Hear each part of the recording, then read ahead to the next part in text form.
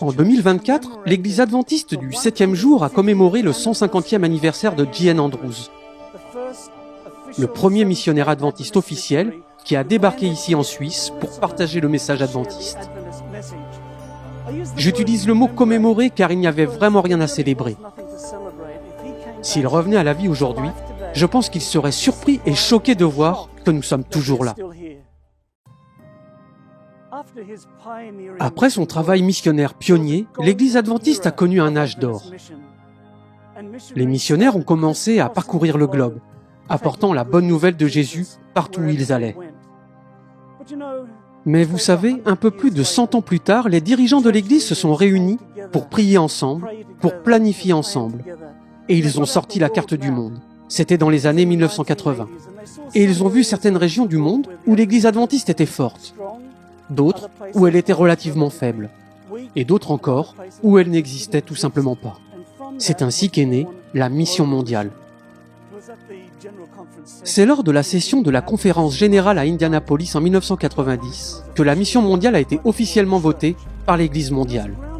Ce vote a été révolutionnaire, car pour la première fois, nous avons commencé à penser non seulement en termes de géographie dans notre mission, mais aussi en termes de groupe de personnes. Nous avons commencé à penser non seulement aux chrétiens, mais aussi aux personnes d'autres religions du monde. L'accent était mis à 100% sur la création de nouveaux groupes de croyants, l'implantation d'églises en suivant la méthode de ministère du Christ. Et c'est ce que Global Mission fait depuis 35 ans. Nous louons Dieu pour les choses merveilleuses qui se sont produites depuis le début de Global Mission.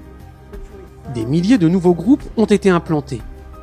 De nombreux nouveaux groupes ethniques ont été touchés. Et nous avons également pénétré des pays entièrement nouveaux. Je pense à l'Inde, où 2 pionniers de Global Mission ont été rejetés dans la ville où ils s'étaient installés. Sans se décourager, ils ont créé des groupes de prière dans 2 villes voisines. Plus tard, ils ont réessayé dans la première ville, et cette fois-ci, ils ont fondé une église. Cette église a créé une école et implanté 4 nouveaux groupes de prière. Et chacun de ces nouveaux groupes en a implanté d'autres. Ainsi, l'œuvre évangélique s'est multipliée. Et nous voyons cela se produire partout dans le monde.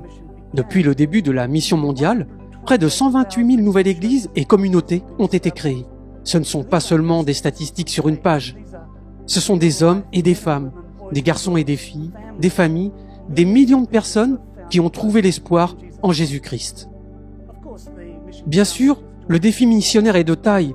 Quand on regarde les 3 fenêtres de Mission Refocus, quand on regarde les vastes groupes de population, mais c'est la mission de Dieu.